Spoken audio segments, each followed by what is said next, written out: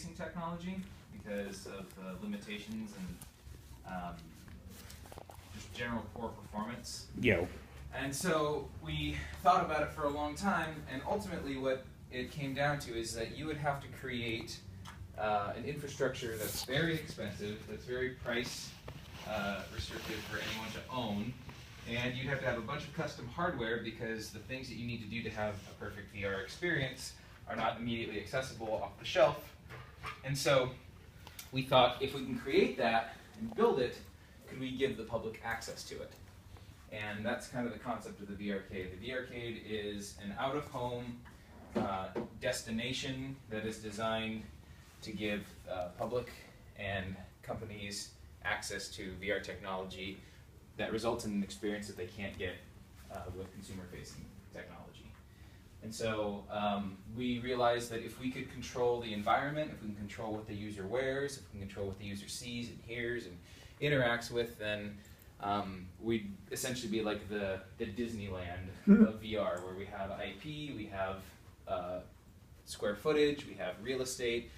We know exactly where you're going to be standing and how you're going to be moving and all of that stuff, and it eliminates a massive amount of the problems that plague traditional VR. And so we started with gaming, and we realized that you'd have to either charge a lot or have a massive throughput of people in order to make this kind of facility worth it. And so instead we decided to focus on things like architectural visualization, so that we could generate enough profit to build facilities that could be used for gaming or anything else. Kind of like a Trojan horse. Like you get it in there under the impression that it's going to be for architecture, but then as soon as they leave, you bring in gamers and you're shooting zombies in the exact same place.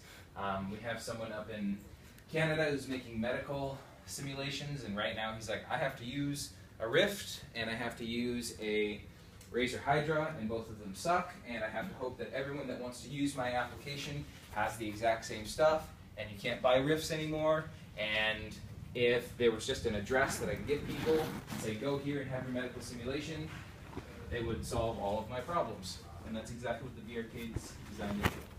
Outstanding. How do you achieve that? What's your business model? Where do you get income from, and what are your expenses?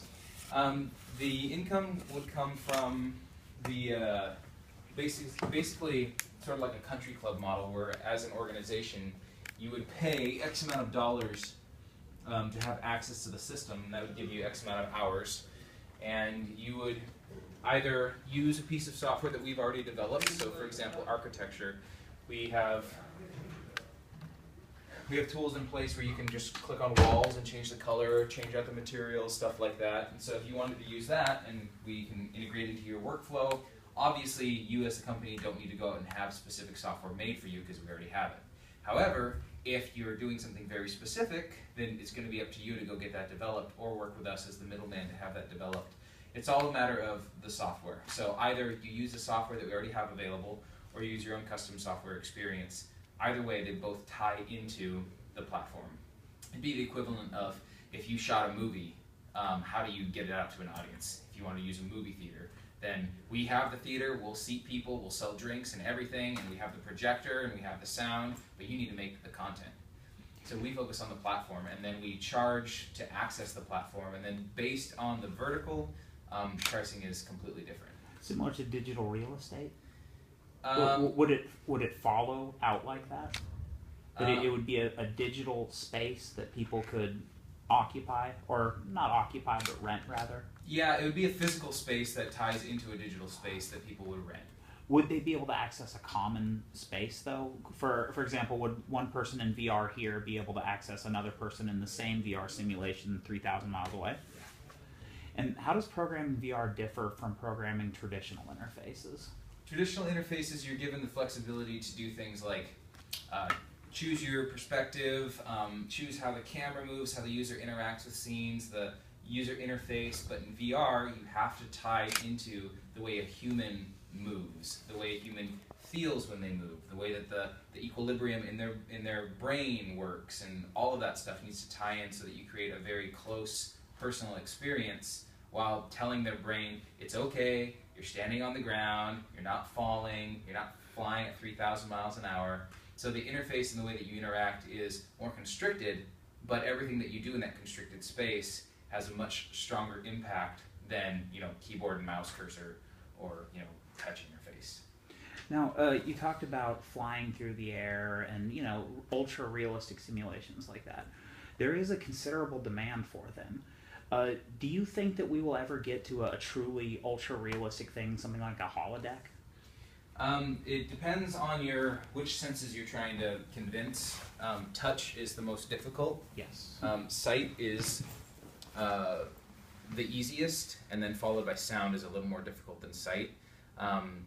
When you have visuals that are convincing, and when I say convincing, I don't just mean in graphics, I mean the fact that your eyes sense depth, which is what you'll do. Your brain understands that there is something in front of you. That's enough for your reptilian side to be like, oh, I feel threatened, or I don't want to walk through that wall, even though you tell people it's not real. Are you familiar with the Gansfeld effect? Have you ever heard white noise like in the background and you think that you hear voices or something in it? That's the Gansfeld effect. Your brain fills in the gaps for you. Yes. So, yeah. Which is actually, that applies directly to the roller coaster. So we have a roller coaster, which is it's not ideal for anyone because it's telling you that you're moving and you're not. It's simulation sickness. It's the exact problem with like the Oculus Rift currently, where you're sitting still, but your eyes are telling you that you're moving, and you get that. And your equilibrium does not follow. Right. And in the roller coaster, your brain will make your stomach feel things, and will make the back of your head feel things that it's not that aren't there because it's never had a reason to distrust what it sees, and it just fills in those blanks because it assumes they're going to be there. Yes. People are like, oh, I can feel it in my stomach, and they're just sitting here like this. They're not moving at all. I know, I totally believe it. Yeah. Do you think that there will be more of a demand for ultra-realistic things or like more cartoony? I think that both. I think that you're going to get to a spot with processing power and visual effects that you're able to put someone in a situation that's so photorealistic that they will feel like they are actually there, which is said a lot, but you'll feel like you're actually there without actually being there. And there's a whole list of benefits for that. But then there's also this, I don't think will ever go away, this appeal of being able to exist inside of a space that is so unnatural, yet you understand it. Bright colors, weird shapes, physics that can't possibly happen, and yet you're there. I think that the dimension. Yeah. I think that there's an appeal for that too. Totally. How do you think that it's obviously different from a traditional viewing experience, like watching a movie or reading a book, but how else? Is it entirely because of your brain filling in the blanks around simulated reality?